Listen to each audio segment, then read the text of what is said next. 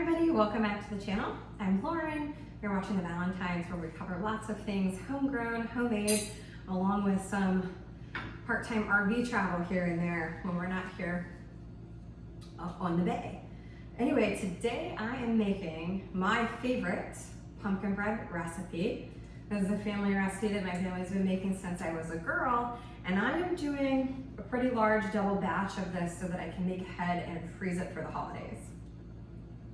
Starbucks has re-released a pumpkin spice latte, and it is the pumpkin mania time of the year, and I love it.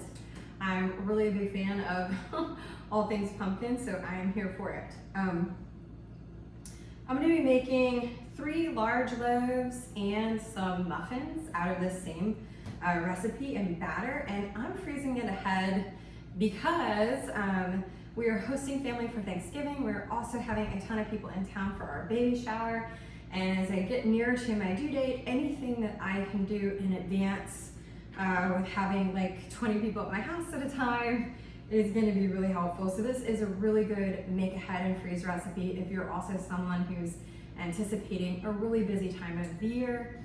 Also, the fall is my busiest time of year for work, for my business, for my handmade soaps and teas and spice blends. So anything that I can do now, all the better. So I have the entire recipe linked below this video, and I'm going to show you how we make it. If you have never tried to make pumpkin bread before, I hope you do. It is just so wonderful. Okay, and it's super easy. The first thing that I'm going to do is I'm going to start by sifting my dry ingredients. This recipe calls for 3.5 cups of all-purpose flour. I just use the sieve to sift. I really wish I had one of those old-fashioned sifters that I always remember my mom and aunt using. Remember the tin ones with the handle and the crank? I would actually love to have one of those. This works just as well, of course, but you know, nostalgia.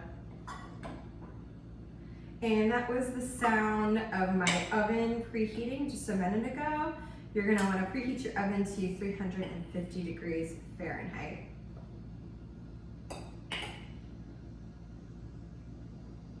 So I'm gonna be making this recipe in halves. So it's actually gonna be the recipe that you see below this, and the proportions that I'm talking about now are gonna make 2 large loaves or about 7 mini loaves. I'm not sure how many muffins it will make because I've never done just all muffins, but keep that in mind. So basically, I'm just gonna be making the same recipe twice because I don't have a bowl that is large enough to do it all at once. And then last but not least, my final 1/2 cup of flour to get us to 3.5 cups of flour.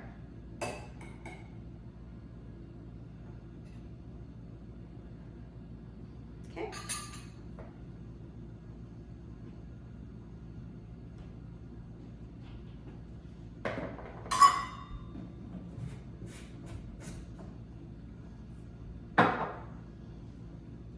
Next, I'm going to sift in 3 cups of granulated sugar.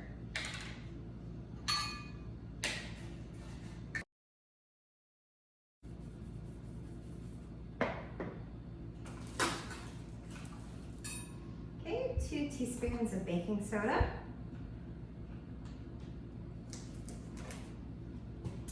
And 1.5 teaspoons of salt.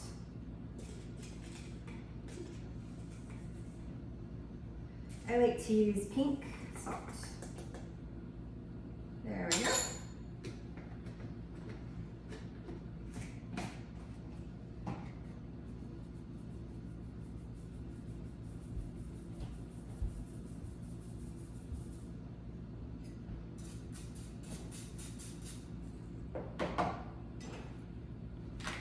After I've sifted all my dry ingredients, I like to whisk it to get them well incorporated.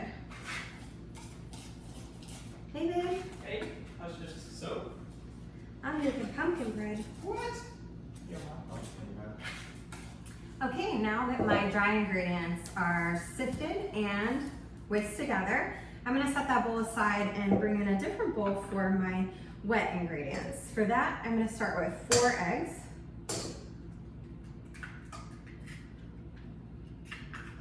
I always smell, make sure they're good.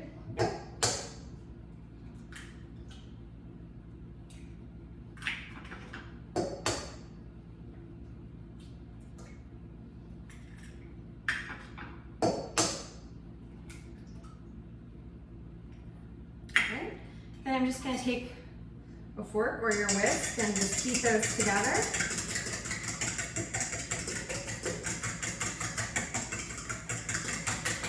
Next, I'm going to be adding 1 cup of oil, just vegetable oil. Now, this is one of the ingredients that makes this recipe so moist, along with the egg. If you don't want to use that much oil, and I understand, you could substitute like vanilla yogurt. That would be so nice.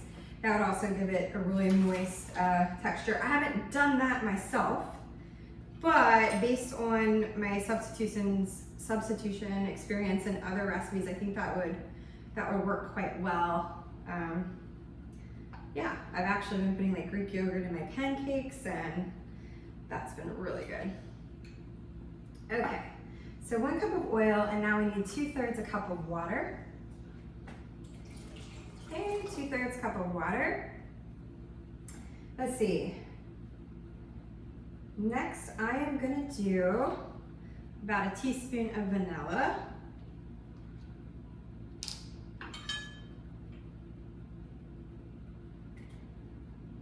Get a little bit more out of my new bottle here. There we go. Now I'm gonna add 2 teaspoons of my pumpkin pie spice blend. I do make this myself. It has cinnamon, nutmeg, clove, and ginger in it. If you don't have a blend like this is the one that, oh my gosh, smells so good. This is the one that I sell at my market table. It's my homemade blend, but if you don't have a blend like this, I would do 1 teaspoon of cinnamon and 1 teaspoon of nutmeg. Awesome. That's the only dry ingredient that I really save for this point in the recipe. And then next up is our star of the show. I have 2 cans of organic pumpkin pie, or pumpkin, just organic pumpkin. So I'm gonna scoop this into here. Now, I do grow pie pumpkins, but they died and did not do well this year. This is my first year gardening here down in South Alabama, and I just wasn't prepared for how hot it was still gonna be at this time of year. So I planted them a little early, and there's 1 plant that's still hanging in, but I don't think it's gonna make it. So they just got too scorched from the heat. My goal was to have them ready in time for a conference that I was vending at, but anyway, I should have just known that it just wasn't gonna work out. So lesson learned, I will be planting them later next year.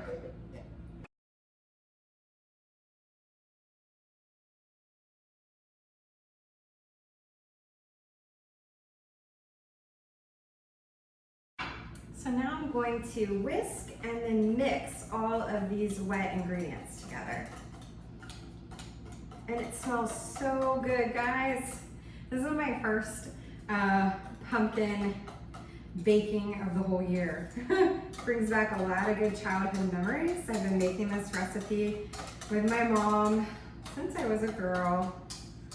And boy, it's just really nice.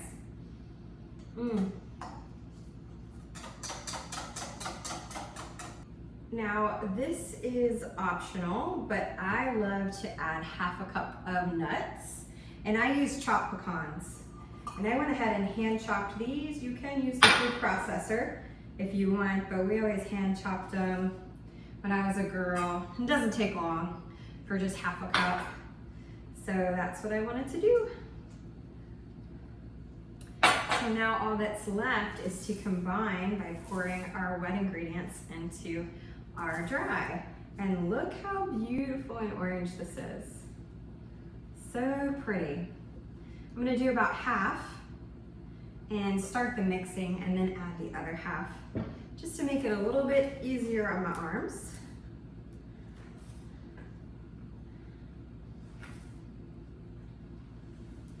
This is the spoon that I'm using is a hand-carved wooden spoon, and I got it about 5 years ago at the farmer's market in Whitefish, Montana, when Daniel and I were living full-time in our RV and traveling the country. And it's just one of my favorite items for my travels. I don't buy a lot of souvenirs, but you know, I don't know if any of other of you guys are sentimental like me. You know, holiday traditions, cooking around the holidays is so important to me, and like little mementos like this that I'll continue to use just make me happy. Okay, this is pretty well incorporated, so I'm gonna add the other half.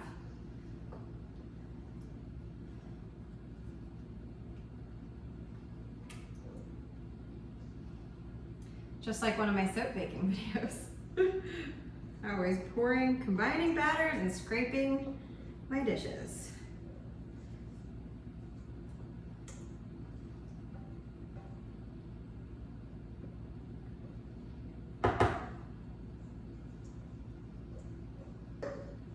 Why is fall just one of the most nostalgic times of the year? Something about the crisp air, leaves changing, knowing that the holidays are coming. I think it brings up a lot of memories for a lot of folks. If you have a favorite pumpkin recipe, I would love to hear it in the comments, and I may even try to make it on this channel. There's so many good ones out there. I would love to know. So you're just going to continue to mix the batter till it's all really well combined. We're getting pretty close here. Look at that beautiful orange color. Awesome. I think we are there, folks. I'm gonna sneak a small taste. Oh, that's it. Tastes like childhood. It's gonna be good. Okay, let me grab a couple of my loaf pans here. Okay, I've got 2 loaf pans. I like to butter and flour the loaf pans is my preferred way. You could also stick a piece of parchment paper down here, but I am fresh out. I'm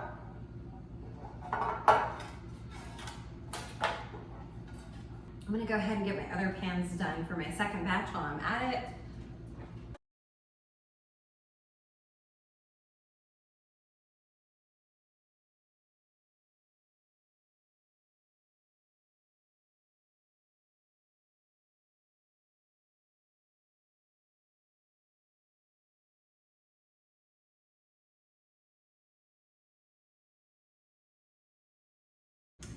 Okay, I made a huge mess doing that, so I recommend cupcake liners if you have them.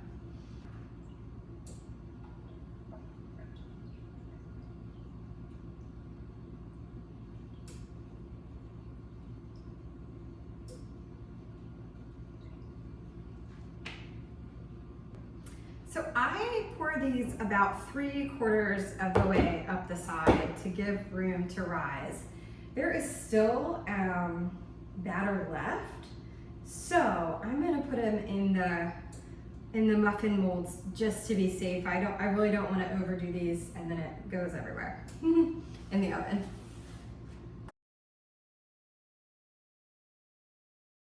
So next, since I'm doubling this batch, I am just going to make the batter once again, get that into pans, and then we're gonna put it all in the oven at the same time.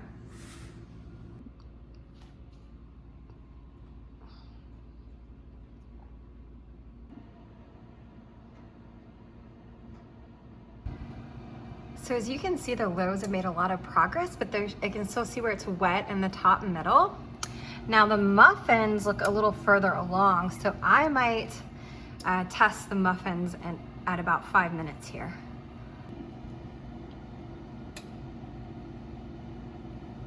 Okay guys, it's now been 1 hour and 15 minutes of total bake time, and I'm gonna pull these out. I don't want to over bake them. And the main reason is I want to maintain a soft top.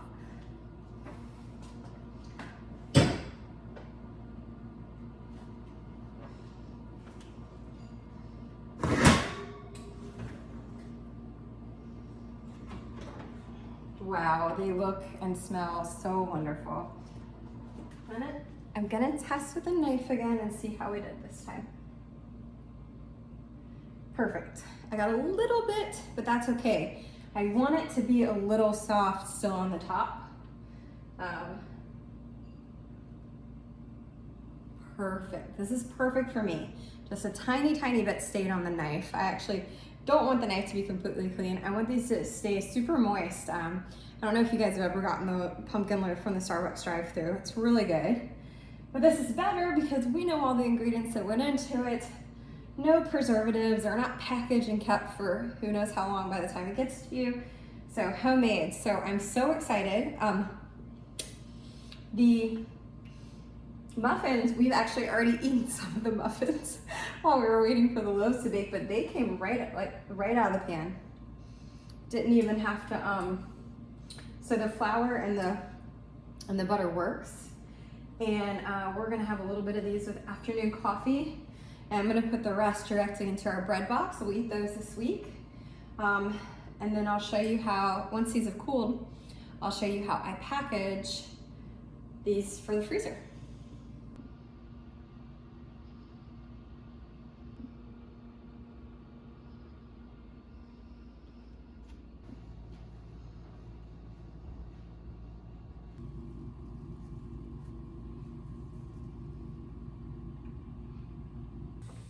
Well guys, here are my beautiful 4 loaves of pumpkin bread. They smell so good. They turned out so nice. The total cook time ended up being 1 hour and 15 minutes. And I was able to put all 4 loaves and a muffin pan into the oven. I do have a convection oven. I don't know if that made a difference or not, but geared for around 1 hour to hour and 15 minutes. And do check it so that you don't dry out your bread. But anyway, I'm gonna put these in the freezer so we have plenty to offer our guests upcoming. And what I like to do is I'm gonna wrap them in aluminum foil first and then also wrap them in plastic wrap. I do this because the aluminum foil sticks less to the surface of the bread. I don't wanna have it pulling off when I go to open them. And then I'm gonna do the plastic wrap as an added barrier for freezer burn and freezer smells that could get into it, just to keep it really fresh. So thank you so much for joining me for one of my very favorite, childhood recipes, and one that I have cherished into adulthood. Please check back because I'm gonna have so many more fall recipe videos, fall gardening, all sorts of DIY, everything homegrown and homemade here on the channel. If you enjoyed this video, please give it a thumbs up. Please subscribe, and thank you so much for spending some time with me. I'll look forward to seeing you guys on the next video.